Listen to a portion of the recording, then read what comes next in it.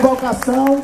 Vamos aguardar o desfecho da votação. Quando for aprovado, a gente libera o pessoal e passa a lista de presença para pedir o abono da falta. E agradecer primeiramente a Deus, que eu estou esquecendo, mas estão lembrando, certo? Primeiramente a Deus e a companheira Soraya, novamente, que nos alertou ontem, até antes da gente chegar na Câmara, certo?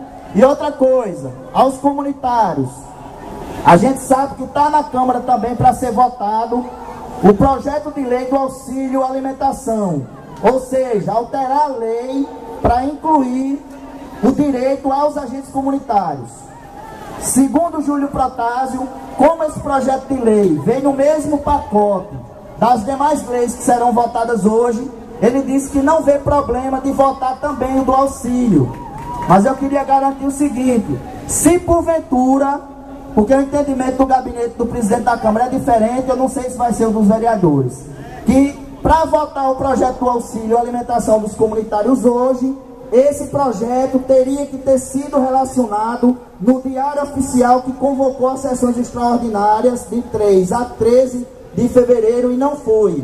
Mas Júlio disse que não há problema de votar porque está no mesmo pacote. Se não for votado, o que é que vai acontecer? Não haverá problema. Dia 18, a Câmara volta aos trabalhos normais, sem convocação extraordinária, e vota esse projeto. E segundo a CEGELM, mesmo votando dia 18 ou 20 ou